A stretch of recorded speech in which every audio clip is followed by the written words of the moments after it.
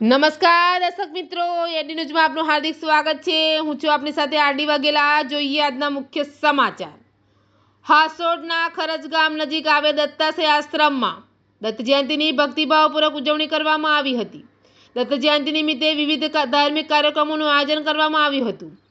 હાસોડના ખરજ ગામ નજીક આવેલ દત્તાશ્રય આશ્રમ ખાતે દત્ત જયંતિની ભક્તિભાવપૂર્વક ઉજવણી કરવામાં આવી હતી। આશ્રમના સ્થાપક આચાર્ય ભાવિન પંડ્યા અને આચાર્ય મનન પંડ્યા દ્વારા આયોજિત આ ધાર્મિક કાર્યક્રમમાં સુરત અને ભરૂચ જિલ્લાના ભક્તોએ મોટી સંખ્યામાં હાજરી આપી હતી। દત્ત જયંતિ નિમિત્તે અરજી હવનનું આયોજન કરવામાં આવ્યું હતું, જેમાં ભક્તોએ એક કોરા કાગળ પર પોતાની મનની ઈચ્છા, મનોકામના અથવા સમસ્યા અંગેની અરજી લખી હતી। આ અરજીને ત્યારબાદ ભક્તોએ હવનકુંડમાં શ્રીફળની સાથે હોમી દીધી હતી। ભક્તોનું માનવું છે કે આ રીતે કરવામાં આવેલી અરજી સીધી ભગવાન દત્તના ચરણોમાં પહોંચે છે અને તેમની મનોકામના પૂર્ણ થાય છે। આ અંગે આચાર્ય ભાવિન પંડ્યાએ જણાવ્યું હતું કે છેલ્લા 10 વર્ષથી દત્તાશ્રય આશ્રમમાં આ અરજીની પ્રથા ચાલી રહી છે। ત્યારે મનની વાત કોઈને કહી શકાતી નથી, ત્યારે સ્વયં દત્ત ભગવાન સુધી આપણો અવાજ પહોંચે છે। આનાથી સુખમય જીવનની પ્રાપ્તિ થાય છે અને નકારાત્મક ઉર્જા દૂર થાય છે। દત્ત જયંતિ નિમિત્તે સવારથી જ આશ્રમ ખાતે અન્નકૂટનું આયોજન કરવામાં આવ્યું હતું, જેમાં ભક્તોએ ઘરેથી વિવિધ વાનગીઓ બનાવીને ભગવાનને ધરાવી હતી। આ ઉપરાંત ભક્તો માટે સામૂહિક આરતી અને મહાપ્રસાદીનું પણ આયોજન કરવામાં આવ્યું હતું। આચાર્ય મનન પંડ્યાએ ભક્તોને દત્તાશ્રય આશ્રમની મુલાકાત લેવા અને દરેકનું કલ્યાણ થાય તે હેતુથી આ પ્રકારના ધાર્મિક ઉત્સવમાં જોડાવા આહ્વાન કર્યું હતું। એડીની સાથે રિપોર્ટ જયેશ પ્રજાપતિ, અંકલેશ્વર। જી, આપનું નામ? ગુરુદેવ દત્ત, જય જય દત્તાશ્રય। હું આચાર્ય ભાવિનભાઈ પંડ્યા, દત્તાશ્રય આશ્રમના સંસ્થાપક। ખૂબ જ આનંદની વાત છે આજે દત્ત જયંતિ મહોત્સવ, અને દત્ત જયંતિમાં અહીંયા અનેક ઉત્સવો ભેગા થયા ને કરીએ છીએ।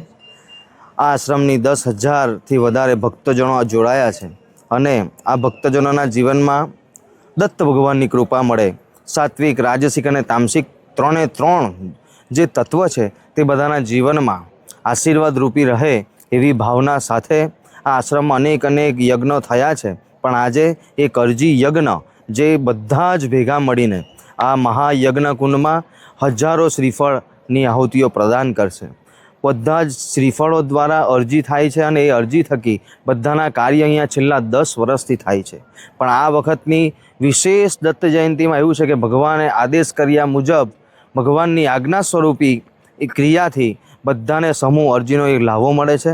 અને અહીંયા આજુબાજુના ગ્રામોથી જે પધારેલ જે દત્ત ભક્તો છે તે બધા જ ભેગા મળી ભગવાનની દત્ત બાવનીનું પારાયણ, દત્ત મંત્રના પાઠ અને મહાયજ્ઞમાં પૂર્ણતઃ જાતે નમસ્કાર કરી બ્રાહ્મણો સાથે વૈદિક પરંપરાને અનુરૂપ મહાયજ્ઞમાં ભાગ લીધો, અને સાથે પોતાના ઘરેથી બનાવેલી મીઠાઈઓ, વાનગીઓ લાવી ભગવાનને અન્નકૂટનો પ્રસાદ ધરાવી પોતાના જીવનને સુખમય બનાવી દેવોની કૃપાને પાત્રવાન થયા છે।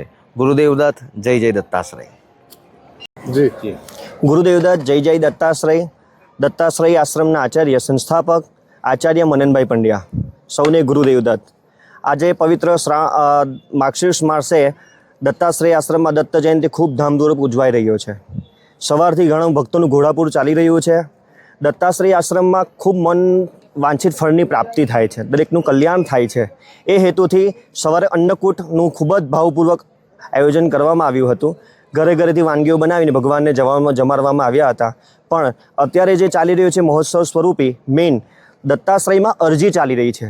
છેલ્લા 10 વર્ષથી દત્તાશ્રય આશ્રમમાં અરજી કહેતા પ્રાર્થના, ભગવાનને મનની પ્રાર્થના પહોંચે, આપણે કહીએ તો કોને કહીએ એવું કહી શકાય, તો એ સ્વયં દત્ત ભગવાન સુધી એ આપણો અવાજ, આપણા મનની વાત પહોંચી શકે, મનવાંછિત ફળની પ્રાપ્તિ થાય, નકારાત્મક ઉર્જા દૂર થાય અને સુખમયની પ્રાપ્તિ થાય, આયુ આરોગ્ય સારું રહે, સમાજ કલ્યાણ હેતુ કાર્યો થતા રહે, ગાય માતાની સેવા થતી રહે, અને હિન્દુ સનાતન વૈદિક સંસ્કૃતિ આપણી આગળ વધતી રહે, અને નાના બાળકોમાં દરેકના ઘરે ભક્તિ આગળ વધતી રહે, એ હેતુથી અહીંયા સામૂહિક અરજી એટલે પ્રાર્થના કરવામાં આવે છે, અને શ્રીફળ સ્વરૂપી વૈદિક બ્રાહ્મણો સાથે આના યજ્ઞ કરવામાં આવે છે। તો ચોક્કસથી ખૂબ આનંદ ઉત્સાહ સાથે અહીંયા ભક્તોએ ખૂબ આનંદ સાથે અરજી કરી છે, અને ચોક્કસથી ભગવાન દરેકના કલ્યાણકારી કાર્ય કરે જ છે, અને આગળ પણ આવા ઉત્સવો થતા રહે છે। આપ પણ જોડાઓ, દત્તાશ્રયમાં આવતા રહો, અને દત્ત જયંતિની ખૂબ શુભકામનાઓ। ગુરુદેવ દત્ત, જય જય દત્તાશ્રય।